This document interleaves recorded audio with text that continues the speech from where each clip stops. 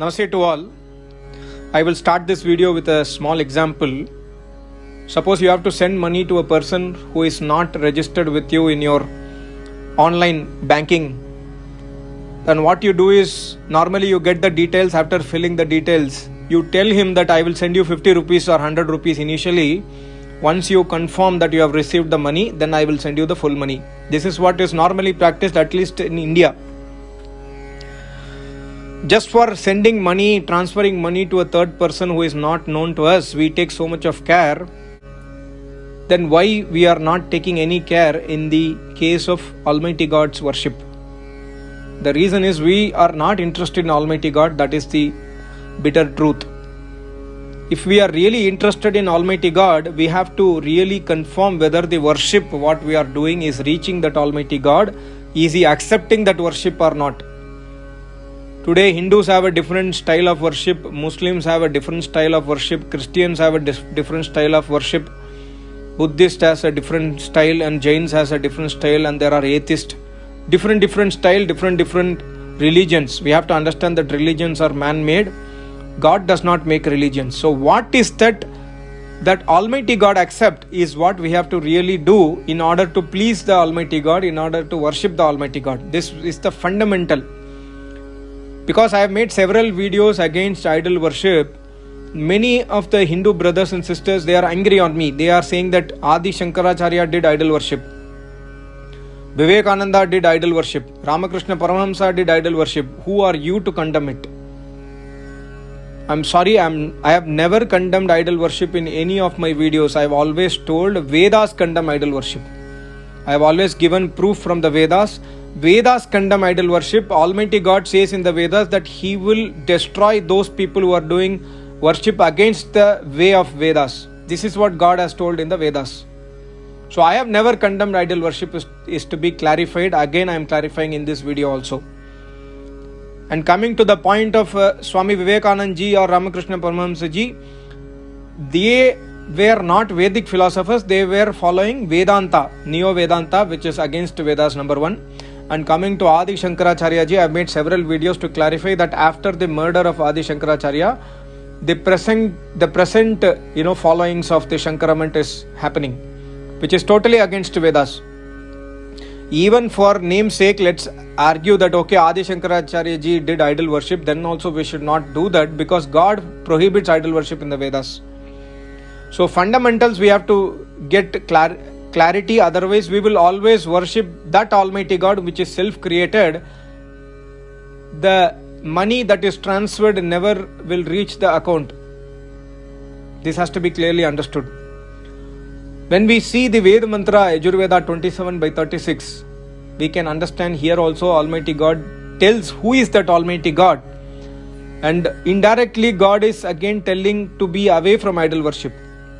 If we really understand Vedas not from a book, from an Acharya of Vedas, we can understand the Bhavarth very clearly. For example, this mantra says, Na tvavam mannayo divyo na parthivo na jato na janishyate ashvayanto magavan indravajino gavyantastava havamahe. See, God says very beautifully who is Almighty God in this mantra. And God says also why we have to worship that God. Magavan Indraha. God, Magavan word is used in Vedas for both Jivatma and Paramatma depending upon the context. In this mantra it is denoting to Paramatma. Magavan means that Almighty God who is Pujaniya, who is worshipable, who is adorable, who is respectable, and who has all the wealth of this universe. Indraha. Indra does not mean a rain god who is standing in the sky and showering us rains. Magavan Indra is denoting to that Almighty God who creates this universe. Vajinah Gavyantah Ashvayantah. So God says in this mantra that you should worship me by chanting Ved mantras. And Ved mantra, Gavya means Ved mantra, is Vajinah. Ved mantras are super fast. Means God is omnipresent and Vedas are inside Almighty God, so Vedas are also omnipresent. So Vedas are super fast.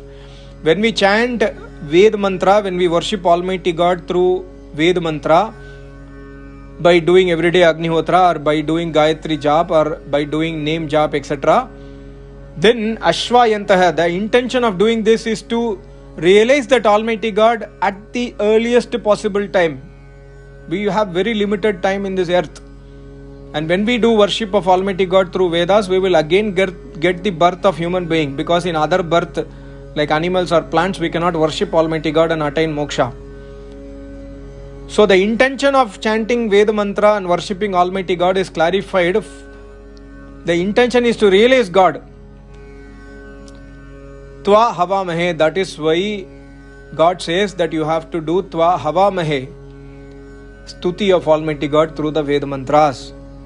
Because Anya Tvavan Divyaha na Parthivaha, because there is no one else like you who has taken birth, who is as pure as you. Divya means as pure as you. Parthivaha, in this universe, there is no one like you who is as pure as you. That is why we are worshipping you with the Veda mantra, O Almighty God. And God further clarifies, na jataha na janishyate. Neither anyone has ever taken birth equal to that God, nor will anyone take birth ever in future equal to that God.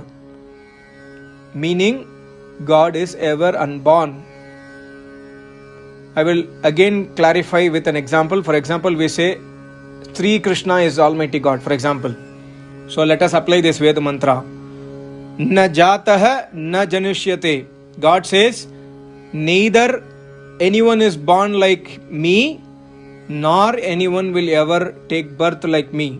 Sri Krishna has taken birth. That means Sri Krishna is not Almighty God as per this Veda mantra.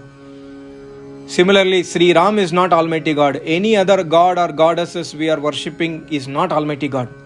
Means the worship what we are doing by installing idols in the temple, they are not Almighty God. Even the stone has taken birth through this earth. If the earth does not exist, the stone cannot exist.